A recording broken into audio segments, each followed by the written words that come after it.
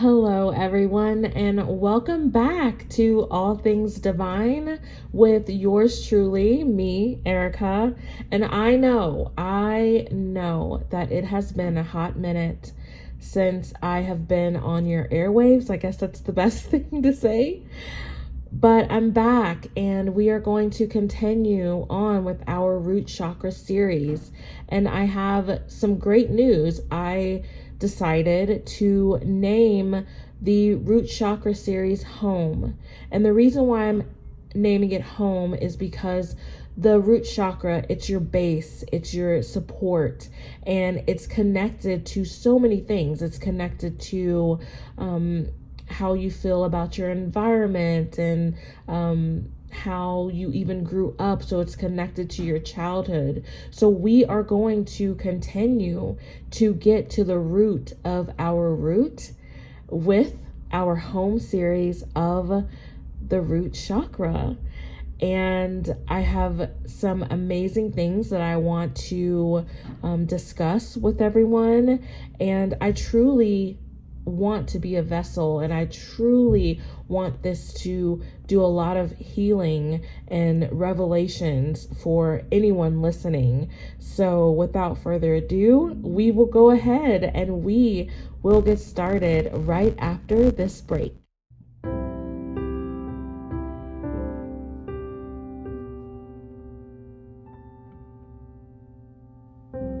Home, a collection by Divine Sly, coming June 23rd, 2023. Okay, so the root chakra is located at the base of the spine. And the root chakra, again, it's your base, it's the support, it's your home. And you will hear some people in Eastern medicine say that the root chakra is the seventh chakra, meaning that it's the last chakra. And then you'll hear others in Eastern medicine, like myself, say that the root chakra is the first chakra. It's not a right or wrong way, honestly. It just depends on the work that you're doing. And sometimes I will, if I'm working with a client, I will start from the crown and work my way down to the root chakra. Sometimes I start from the root and I work my way up. In this series, in our home series with our root chakra, we are going to say that the root chakra is the first chakra because, again, it's your base, it's your support, it's connected to so many things, as I mentioned before, one of them being your childhood experiences and how that's shaped certain ways that you may react to certain situations and how you feel about life. All of that is connected at the base. So we're going to just start with the root because everything starts at home. And when I say that, I mean home, your physical place where you lay your head, and also your home is also your mind, your body, and your spirit. And so we are going to start at home base, and that is your root. And so we're going to do some amazing work. I am so excited. And just in case you're tuning in or you forgot, your root chakra is the color red. It's a radiant, beautiful color red. So if you eat red foods to try to move energy, especially if you notice that you may have a block in your root chakra, you can do yoga, eat red foods. You can wear the color red, work with the color red a lot as ways to move that energy and move that blockage. So it's a beautiful, beautiful color red. And it's also, it's that solid foundation. It's like the opening for all of the other 6 chakras, which is why I count the chakras from the bottom up, because that is home and it is connected to all of the other chakras. So for example, some things that we're going to talk about today, you may have heard me say it in my solar plexus series. And I'm reminding you of that because, like I just said, the root, because it's the base and it connects all the other chakras, something that could be blocked in the root could affect any other chakra. And so it takes a lot of internal work. It takes a lot of healing and just working through everything to get to that root. And sometimes getting to the root is located in the root chakra. Sometimes getting to the root of things is located in another chakra. But as long as you get to that true core reason, which I will share a story with you later, that's all that matters. As you know, there are many ways to tell if one of your chakras is imbalanced. One thing that I do want to point out that a lot of people don't know is that you can actually have all of your chakras imbalanced at one time. So there's not just one chakra that you would do work with. You could have all of them imbalanced. You could have two of them imbalanced at one time. So that's one thing that I definitely want to clear up, is that if you have an imbalance in a chakra, you may not have just one imbalance, and that's okay. That doesn't mean anything bad. I've definitely had all of my chakras imbalanced and blocked. I've actually had my root chakra, since we are talking about it, my root chakra was actually blown, and I had to do a lot of spiritual work with one of my mentors that I love dearly, Jen. We did so much work, and I'm great now. I am feeling balanced. But a way to tell if your root chakra is blocked and imbalanced is that, it definitely can cause mental stress, which could be visible. So remember, I said that my solar plexus was so blocked that I had a physical illness. So it became physical. You could look at me and tell something is wrong with me. And honestly, if I'm being truthfully honest, as transparent as I can be, I would 100% say that when my solar plexus was blocked, so was my sacral, so was my root, because of the certain health conditions that I had at the time. If I would have known that at the time, could I have healed myself sooner? Sure. I don't know if I was at the state to where I could fully comprehend that, and the environment that I was in definitely did not allow for me to practice Eastern medicine. So everything's in divine timing, and here we are practicing Eastern medicine together. So all is well. So we are going to discuss some of the symptoms that would let you know if there was a possible imbalance with your root chakra. Now, we're not going to get into the actual organs in the body during this episode, but we definitely will the next episode. So right now, again, we are just discussing symptoms. So some symptoms that could let you know if there could be a possible blockage or imbalance in your root chakra would be if you have like feelings of depression or lethargy. It could be that you have feelings of being disconnected or isolated. If you have panic attacks, anxiety, digestive disorders. Remember what I said about the solar plexus in the solar plexus series about my pancreas and my gallbladder. So that is why I'm saying I 100% feel that they all had the three chakras, my solar plexus, sacral, and my root. I feel that they had some blockage and that they were severely imbalanced. Health issues such as, problems in the colon, your bladder, your lower back, If you have any unexplained aches and pains in your body, reproductive issues, and insomnia. So again, these are just some of the symptoms that could mean that you possibly have a blocked and imbalanced root chakra. There are so many ways to do the work, to remove the block, to remove or just like become balanced. And one of my favorite ways is saying positive affirmations. And I love working with chakras and saying the affirmations that are specific to that chakra, that are soothing to that chakra. And if you have time, I want you to repeat after me. And what I mean by if you have time is if you're listening to this at work and there's people around you, I definitely understand you not being able to say this out loud, but you could say it to yourself quietly. And then you can always listen to this later and say it out loud and write it down so that you could say it every morning.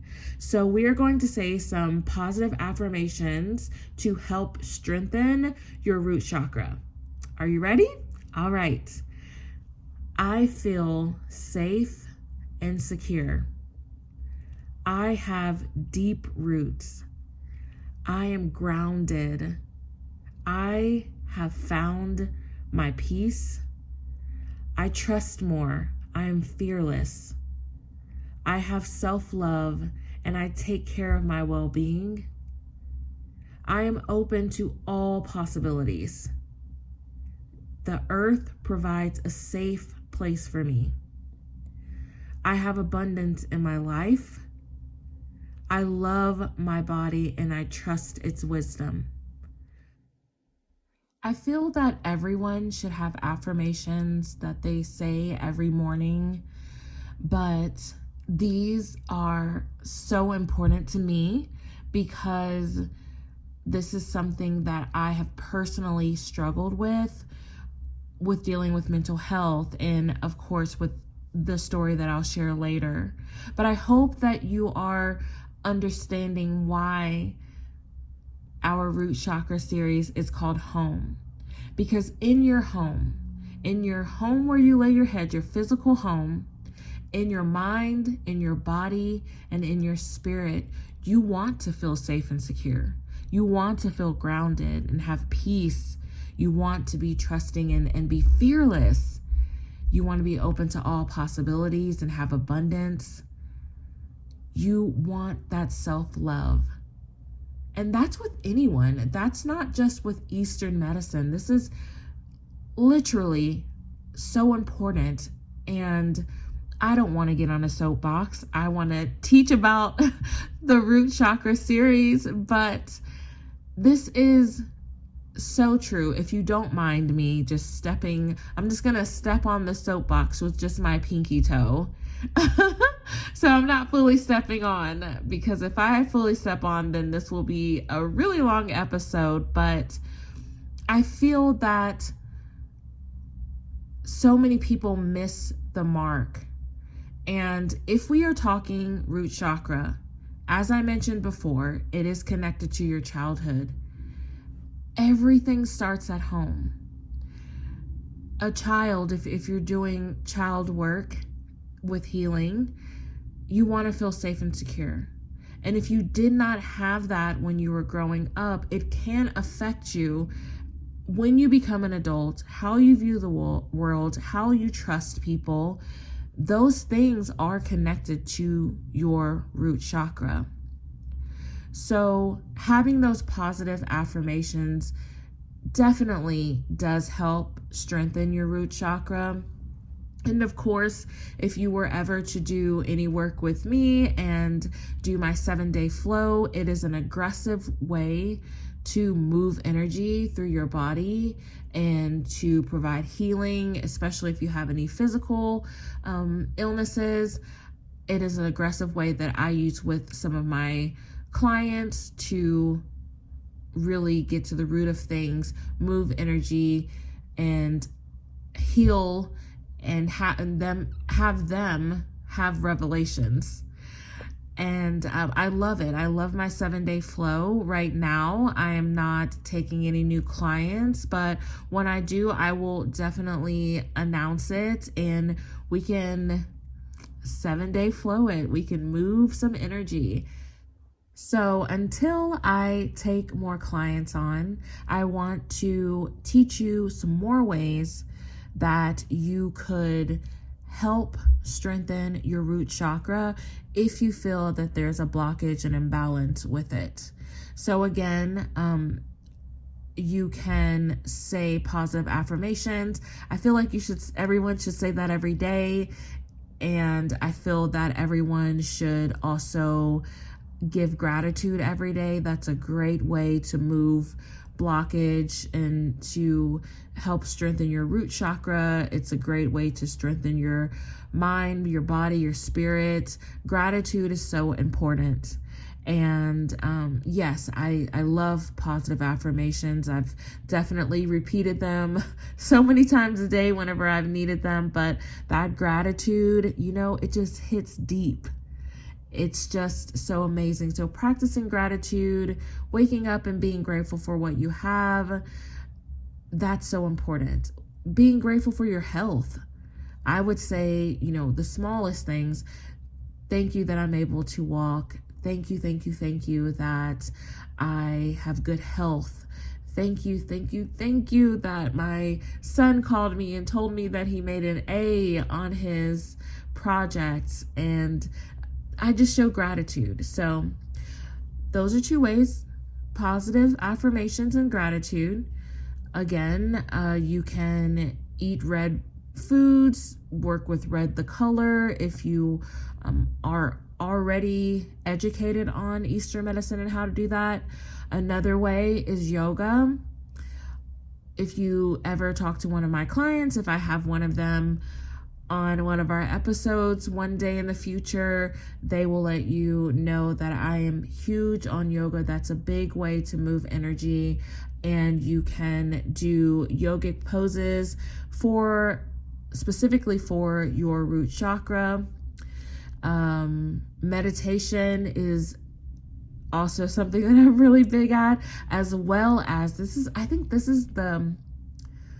I feel I would have to ask a client, but one of the things that I will change is your eating. So I would have to see, how are you eating? And then I might adjust your diet a little bit, depending on, if you're eating junk food every day, then that's definitely going to be a drastic change.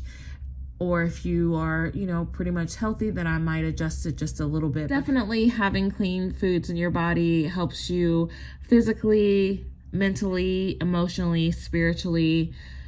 Clean foods. And I really beat myself up that it took me this long to figure it out. But eating clean is medicine to your soul, to your body. It's like the best medicine. So that is why in my 7-day program, in my 7-day flow program, I will adjust your eating because, again, as I stated before, I take an aggressive route with moving energy because we have 7 days to do so. So with that being said, those are some ways that you could help strengthen your root chakra and become more balanced. So what if you've done all that? You do it, you have your own practice going, and how you do your positive affirmations, your gratitude, you do yoga, you work out, you're eating clean, but you still have this trigger that happens when you may be around someone. You may not feel safe and secure. You may feel like you're not abundant, and you may be, going back and forth on that line between I feel like I'm okay, but to I might be depressed. What if all those things happen and all those things are going on, and it's not working. What's going on? I thought it was my root chakra, and this is just not working. Well, number one, great job for changing up your pattern and saying and doing all those things to strengthen your root chakra. That's I'm giving you snaps right now. That's me snapping my fingers, because that takes a lot of work to do. It takes a lot of physical and mental strength to do that. But there's something deeper.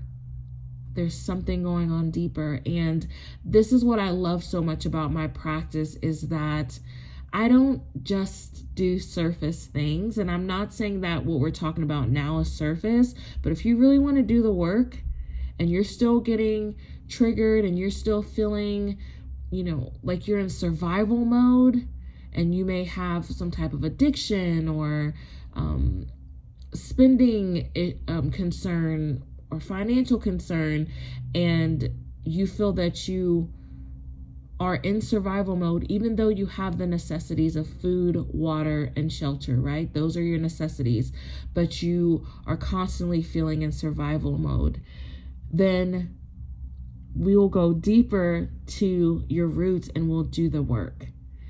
And I want to share this story because I have just a dear friend of mine. I love her so much. I've known her since kindergarten. She is just phenomenal, and she is currently working on having a spiritual practice. I'm not sure when she will have that and she'll make it known to everyone, but man, from what I've got to experience so far and the work that I've done with her, it's just been amazing. And I don't want to go too much into detail because I just feel that that's for her and that's not for me to share, like what her business will be and all of that. But I know that she's probably listening, and I love you, girl. The work that we've done together has just been phenomenal. So with that being said, everything that I have talked to you about thus far has personally been my concern. And, I would have panic attacks, and I was diagnosed with PTSD, and one of the things from the PTSD, the symptom or maybe side effect, I think that it's what she called it, is that I sometimes get memory loss. And I'll get memory loss if something is going on around me, and it's just like kind of chaotic. Then it triggers me back to a certain point to where a lot of things were chaotic, and so I'll just start having like memory loss with certain things. So I'll forget something that I said to someone or something that I have to do. Like it's not to the extreme to where I don't know someone's name, but I will forget certain things because I'm being triggered. So, with my friend and the work that I've done with her, I started meditating every day, and I was laying, some things on the altar. And one of the things that I started laying on the altar was home. So you have to really know me to know this, but I get nervous at the sense of home.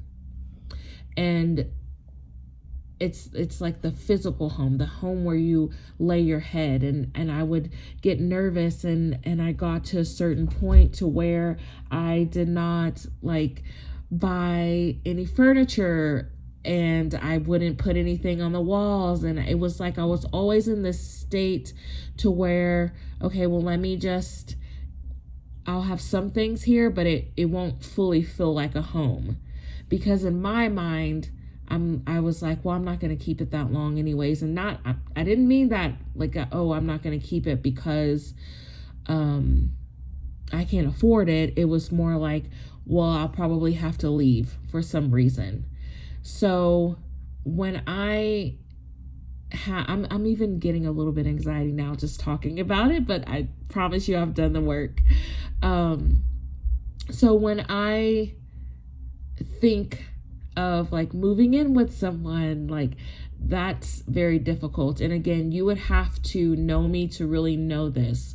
So it's like, yes, I can move in with you, but I need like another place to go just in case this whole fairy tale that I'm being, or that I feel like I'm in case it doesn't work out, then I can just go back over here. Like I don't want to be in a situation where I have nowhere to go. So that, so when I would think of home, it was like, well, I don't fully know where my home is, even though I have a home. It just makes me nervous. So doing the work constantly in prayer, I think that I meditated. I actually meditate every day, but this particular meditation was every day for about 42 days, and it was twice a day. So I would meditate for about, I think it was 15 minutes in the morning, but then at night I meditated, well, it would be before I went to sleep, but I would stay, like I would go to sleep, but I was still in the meditative state. That's another episode that we can talk about of how I can make myself do that. But so I was actually meditating for probably about 8 hours a day. And I really wanted to get to the root of why these certain things make me nervous. And I can say that there's been things that's happened to me that, if I were to tell you, and I will share a couple of things, then you would say, okay, well, that's why you are nervous about home and like having like, that commitment. That's why you get nervous. Of course, it makes sense, but that was not the case.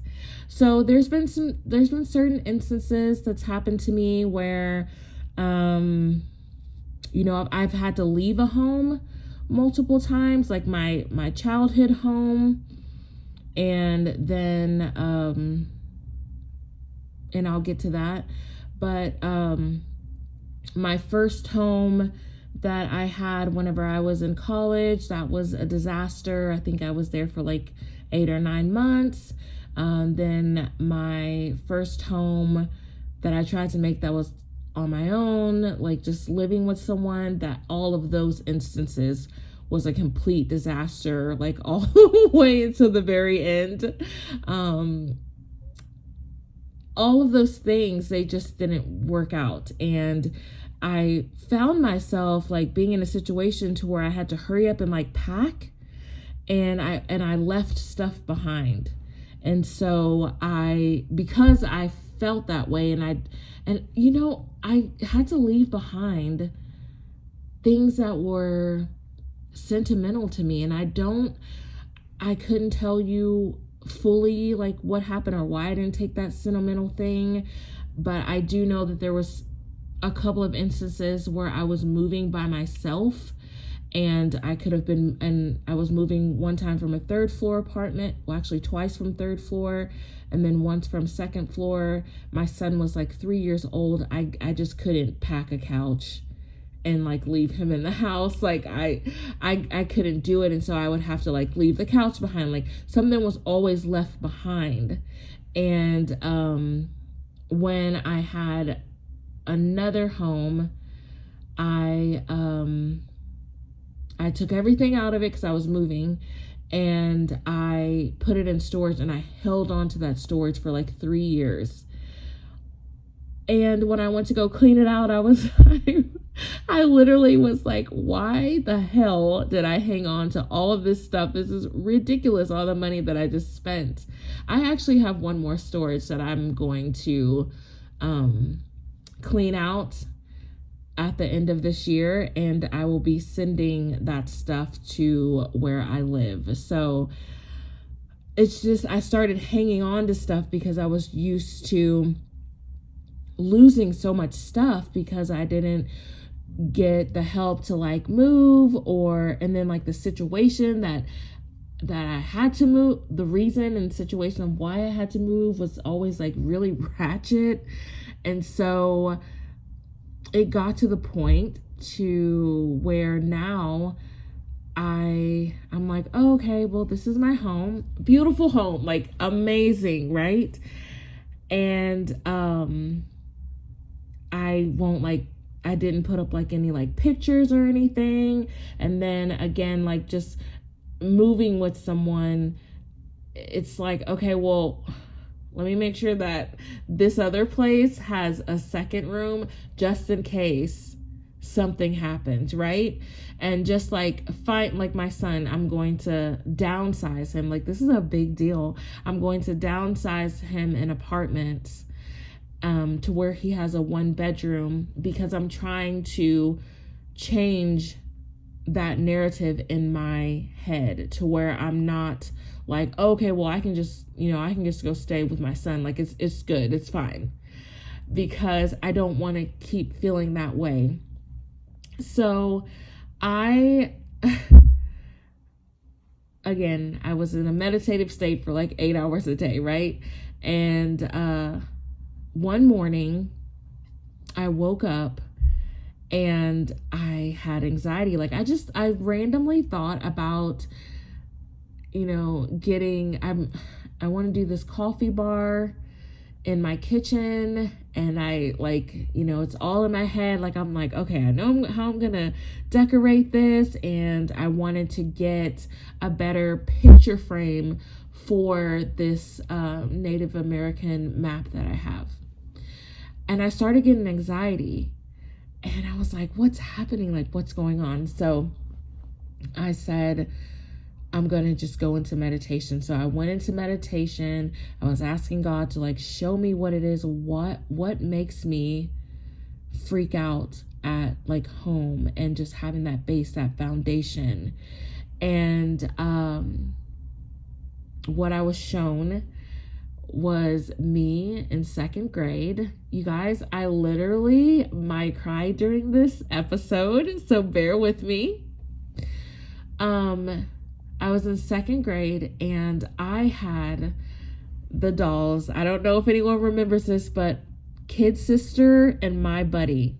So I had Kid Sister, and I wanted My Buddy so bad, and my grandma found him for me, and I loved him so much. Like, I don't know if you remember, my buddy, wherever I go, he goes. But I loved him. I loved him so much. And I was doing homework. I took my homework and I went into my brother's room, and I sat on a bed. And I remember I was like, oh no, I'm not going to let My Buddy like lay on the bed with me. I'm just going to put him right here to where he can see me. I was in 2nd grade. The house caught on fire, and gosh, it was awful. And I remembered like the vision that I saw in meditation was, at one point the fire was like growing, and yes, it could have been put out, but like when you're a parent and then you're trying to like count your kids to make sure and then that everyone's okay and that they're on the side where y'all can run out. Well, my brother was not. My older brother, he was on the other side. So when he was younger, if we're psychologically speaking now, we're switching over to Eastern medicine really quick. He had the, I don't know if you've heard of it, but it's fight, flight, or freeze. So my brother would freeze. And so he was on the other side of the fire. And I remember thinking, oh my gosh, like I'm about to see my brother burn up in front of me. Like, what do we do? Because he was like screaming. He was on the other side of it, and he had to run around it to get to us. And so he did. And my mom, she was like, we've got to get out of here. We got to get out of here. And I remember I was running, and then I stopped, and I was like, my buddy, I've got to get him, my buddy. And she was like, no, you have to leave, and we have to get out of here. This house is about to, like, you know, it's over, basically. Like, we have to get out of here. The fire was just getting just bigger and bigger. And I was like, no, please. And I just remember, I just looked at him because he was right there where I put him. And I thought, I can save my buddy. I can save him. Like, I'll be really quick. Like, you know, my family, we're quick. We are quick. And I knew I could just get him.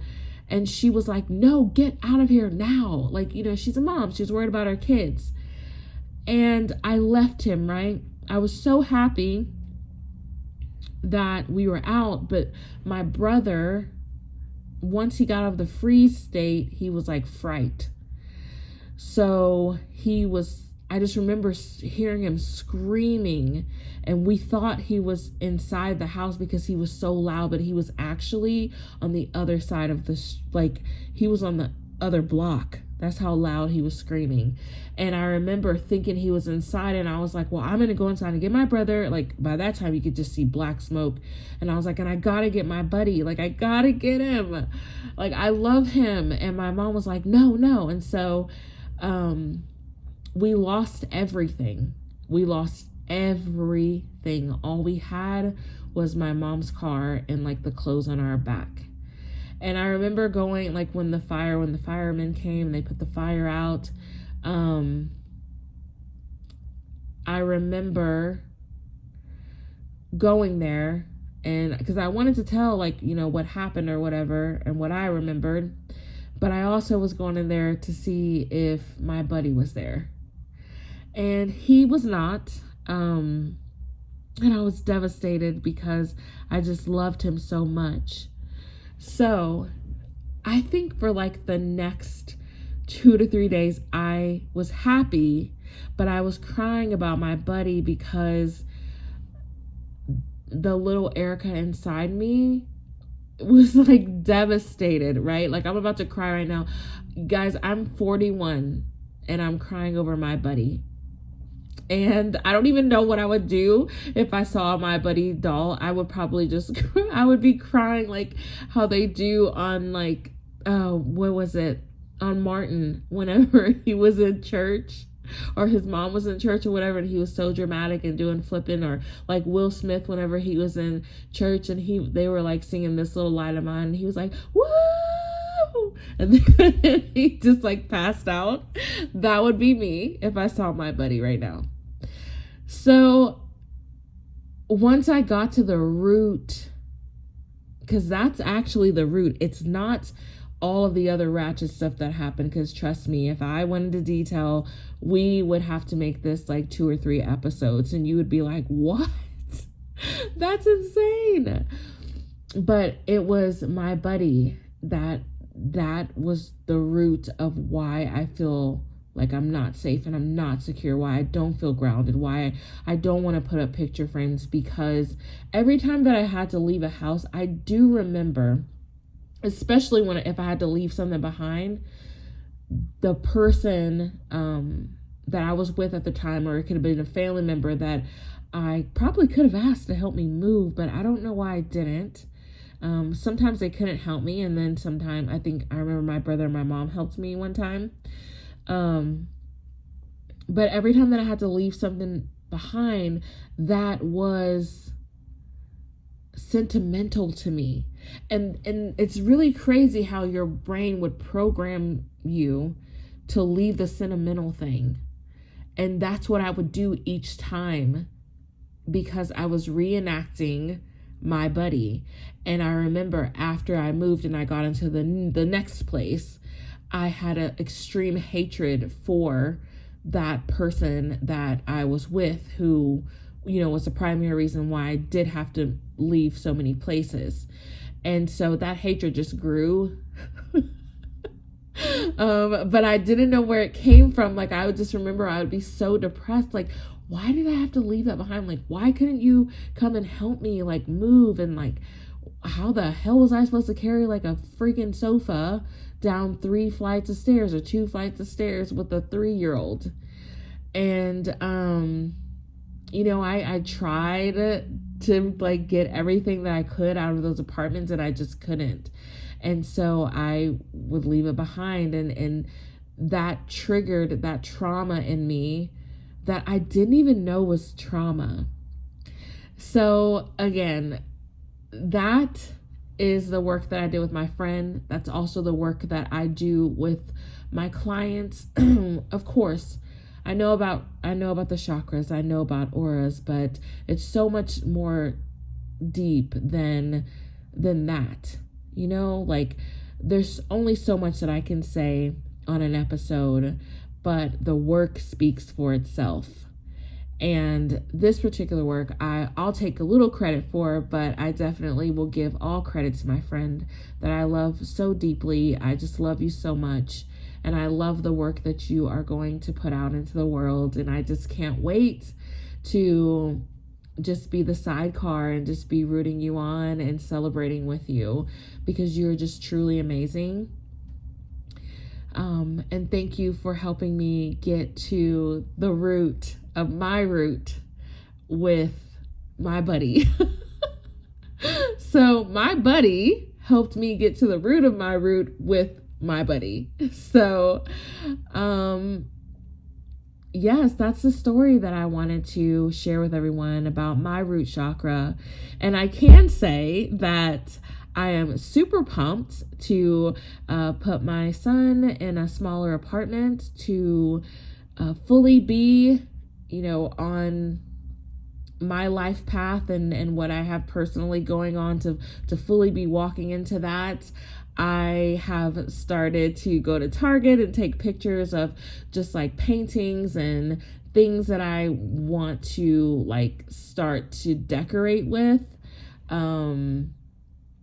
I mean, most of the stuff I do, like kitchen stuff, like I already have all of that, but like, I'm just like, oh, well, I want to make that coffee bar, and that's going to be my thing. And so I've started to take pictures of like little things that I can make and do like a little coffee bar in the kitchen, and just to make it my own and to make me, it's my home. You know, and for me to be okay with saying that it's my home, like I'm not going to have to leave. That's not my story. And I feel that I did a lot of healing with little Erica, 2nd grade Erica, who lost my buddy. And I did a lot of healing with me. And just me sharing that story with certain family members, that has opened up a lot of things, and they've been able to heal with certain things as well. So it's so important to always check the temperature with what you have going on, how you feel physically, mentally, emotionally. What is the intentions at your physical home? Because everything starts at home. Your root is your home. Your mind, your body, that's your home. Your spirituality, that's your home. Your emotional state, your physical home. Is it cluttered? Is it in chaos? Is it a lot of anger there? Like, you have complete control to control your environment. If you are younger and you have certain things that obviously you're not able to control your home because you're not the adult, you can do other things to control your home. You can start to clean your room. You can say positive affirmations. You can say gratitude. And I guarantee you're going to start shifting some energy around. You can go into meditation, and, you know, I know that in the future I will have some meditations, especially with this home series of the root chakra. There will be some meditations that I'm adding on the website to where we can get to the root. If your root chakra you feel is affected, and you feel that you're in survival mode, and that you don't feel safe and secure, that you don't feel peaceful, that you get triggered by certain things, it might be some mental health things going on, we can do the work together. And I look forward to that, because I want you to feel as free as I do right now. As free as I do right now, I want you to feel that way and just fly. So that is the end of our episode. It's been great talking to everyone. I look forward to talking to you next week. We are going to continue this home series for a while because I have an exciting surprise coming up in June that is centered around your home, and I cannot wait to share it with everyone. So again, thank you again for listening to All Things Divine with yours truly, Erica Sloan Dontello, and I will see you soon.